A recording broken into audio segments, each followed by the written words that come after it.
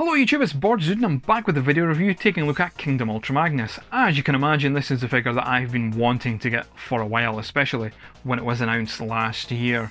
I love the Siege Ultra Magnus, but I really wanted a nice Generation 1 representation of Ultra Magnus in not only the War for Cybertron trilogy, but the Generations line.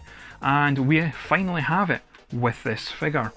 It has all the classic Generation 1 Ultra Magnus tropes you would expect, such as that fantastic head sculpt. We have those classic aviator shades, the Ultra Magnus weird things that stick up on his ear, and that head crest that all oozes classic Ultra Magnus. And of course we have that chest design there, which again is classic Generation 1 Ultra Magnus. Now, having another look at the head sculpt at the back, you can tell there's clear plastic, so we can add in that amazing light piping. This is something that the Siege version didn't have, and this is just tremendous. The one thing that this figure is missing on the robot mode is an Autobot Insignia. Now, there is a space there to put a tampo or a sticker on, but I find it strange that they didn't include it on the figure itself. It is on the Ultra Magnus white Optimus cab, but not on Ultra Magnus itself, which is very strange. Taking a look at the side profile, it's not too bad at all. The back, it's okay. I mean, this glaring piece of red plastic is a bit off-putting, and just having the cab sticking out at the bottom, which was the same with the Siege version, it kind of breaks the mould up a little bit. But if you're looking at the figure from the front, there's no issues at all. So overall, the robot mode hits all the points it needs to, in my opinion, for a Generation 1 looking Ultra Magnus figure in the Generation scale. For articulation with Ultra Magnus, the head's on a ball joint and can do a full 360 if you wish it to do so. The arm's also on a full 360. We do have a joint here just above the elbow. We do get a rather nice bend at the elbow as well. The fist can also do a full 360 if you wish the fist to do so. That's entirely up to you. There is a waist swivel, which can do a full 360, but there's a lot of kibble in the way, causing it to get stuck.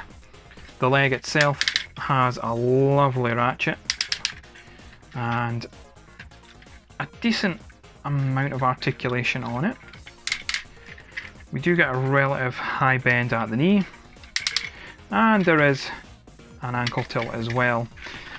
So when it comes to articulation on this figure, definitely even at a leader price point, it is very limited, but that's because this figure is trying to do two robot modes in one. When it comes to accessories for Ultra Magnus, you get two missile launchers, cast in a white plastic with red paint for the missile. The missile doesn't come off, of course, but you can add blast effects at the tip there. And you get this blaster here as well. It's done in a gunmetal grey. It looks like there's a bit of a wash on it, but that probably isn't the case. I always think the gun's the wrong way around, and it should be that way. I think it makes more sense in that design, but looking at the Siege version as well, that's how the gun is designed. Not many accessories for this figure, but I guess that's because a lot of the parts count goes towards the Ultra Magnus armour. But it's still pretty cool that we're at least getting a gun here, even though we're missing a couple of the black guns that the Siege version had. So just doing a quick side-by-side comparison between the Siege and a Kingdom version of Ultra Magnus. So when you're looking at these figures, it's really up to you if it's worth picking up the Kingdom version of Ultra Magnus if you already have the Siege one in your collection. Depends on how much that you really want that Generation 1 look of Ultra Magnus in your Transformers Generations collection. And a quick robot mode size comparison with Deluxe Huffer and Voyager Studio Series 86 Hot Rod. Again, everything is relative to scale here, and I think it works pretty well. So the white Optimus Prime cab that you get with Kingdom Ultra Magnus. Now I'll get out of the way. When it comes to collecting Ultra Magnus figures, and Ultra Magnus is my favourite character, and if you've known me in the Transformers community for long enough, you'll know that already. But you may not know that I have one specific rule when it comes to collecting Ultra Magnus figures, and that is no white Optimus Primes. To me, The white Optimus Prime represents the time in the Generation 1 cartoon, the return of Optimus Prime, when he got covered in the alloy to protect him from the hate plague.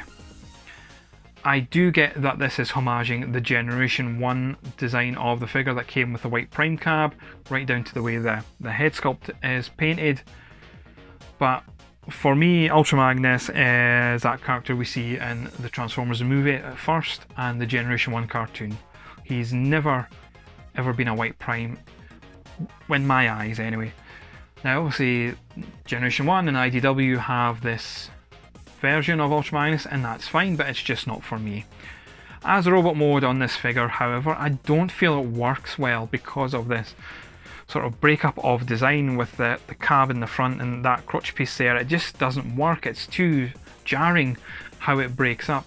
I love the little touches like the Generation 1 toy nod to the faceplate paint and the Autobot Insignia, but I would have preferred the Autobot Insignia on the Ultra Magnus portion of the figure rather than the white Optimus Prime. So let's take a look at Ultra Magnus's cab mode without the armour attachments, and it's average at best. It's a really compromising design would be the best way I'd put it. They're trying to get that Generation 1 look into this alt mode that was designed to be more futuristic, and it really shows. I do like the smokestacks there, that's a nice touch, but the design just doesn't work, and having the fists this exposed on a Leader Class figure is somewhat unforgivable. Yes, the Siege version had exactly the same problem, but they could have maybe found a way to hide those fists, maybe in the arm, possibly. They could have updated that design there when it came to the retooling. It's just not really an appealing looking cab mode on its own anyway. We'll see what happens when I add in the trailer section. Here's Ultra Magnus in his complete alt mode with the car carrier trailer, and I think it definitely looks a lot better as a whole package as opposed to the cab on its own. Plus I'm using the alternate transformation setup that covers his fists with the arm piece for the robot mode of Ultra Magnus, and I think it definitely looks miles better than having those fists exposed.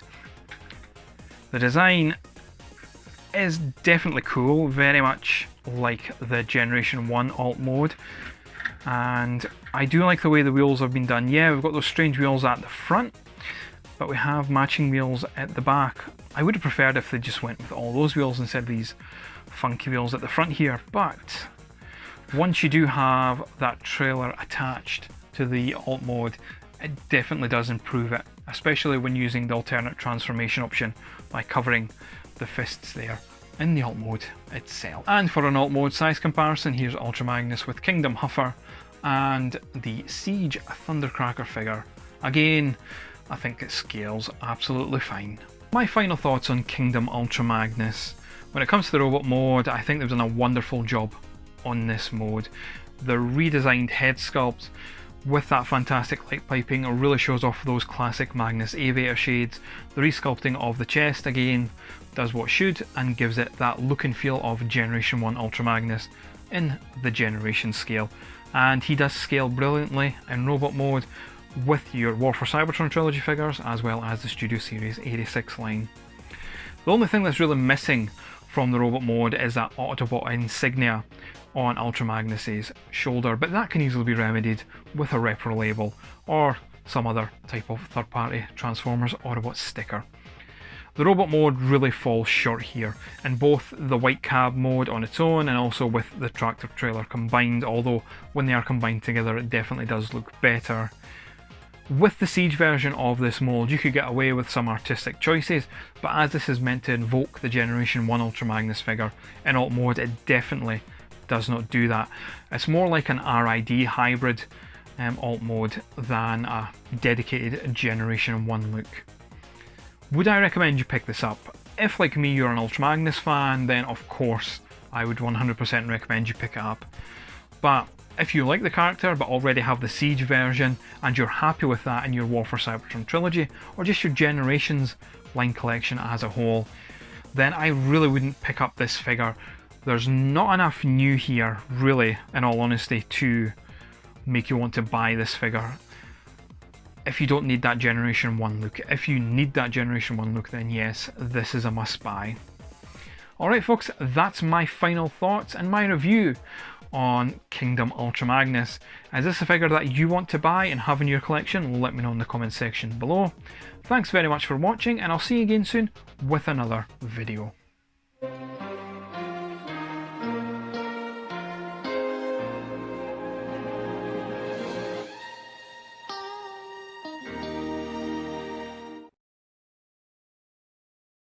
And look off that.